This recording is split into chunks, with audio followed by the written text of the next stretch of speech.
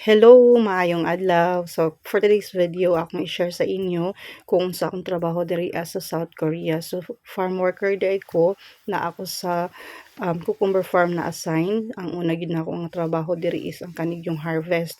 Last year, actually ikaduha na nina ako nga balik diri sa South Korea. Last year, nag-start mi on May 10. Then nakabalik mi this year, April 25. So, ika-4th month na ninamo karong August, karon nga season for this year. So, we're glad kasi daghan gyud kayo gusto mo avail dani nga program. Ako lang i-share sa inyo kay nangutana sa group bitaw nga kung giunsa gid daw namo og apply diri sa South Korea dani farmer. So, dili tanan man gud Tagalog access. Actually, ang kaning pagka farm worker diri sa South Korea dili ni siya via agency, dili ni siya pareho sa kanang typical nga apply ka abroad nga moagi kag agency. So, since there sa Korea guys, ang ilang style diri is LGU to LGU or government to government ang agreement. So, kami under miya sa PESO office dira sa Hingoog City sa Misamis Oriental, nag-apply mi or gi-cater gid ang amo ang application gumikan sa PESO office.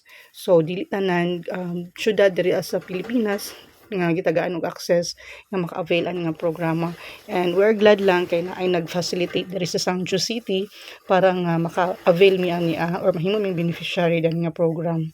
So I hope nga ako natubag ang pangutana kay nangutana sa group nga kung giunsa lagi daw namo pag-apply. So dili na ko ma-direct og tubag nga kanang dili ni siya via agency. So ako lang iklaro nga kani siya is LGU or government to government program ni siya. So dili tanan syudad or bayan dakbayan diri sa ato sa Pilipinas ang gitagaan na nga dani nga programa.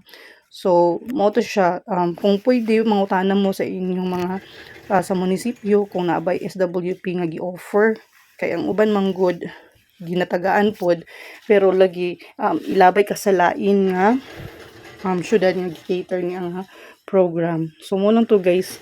Among trabaho gid diri ang nangungutanong sa trabaho as farmer. So ako kay na assign man ko diri as sa farm sa cucumber. So ang una gid ako nga trabaho diri is kanig yung harvest. Pag-abot na mo last year, mo gini ang una na mga trabaho ang pagpang-harvest.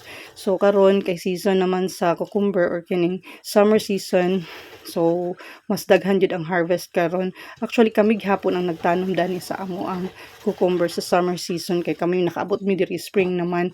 So kami nagpatay dadtong last variety sa spring season, and then kami na pud ang nagtanom diri sa kaning pang summer. So nanami sa stage nga nagsige na mig harvest. Then afternoon ani nga among task pagkahapon human na mag harvest is mag-packing mi kay amo na siyang gina-deliver everyday ang among mga product.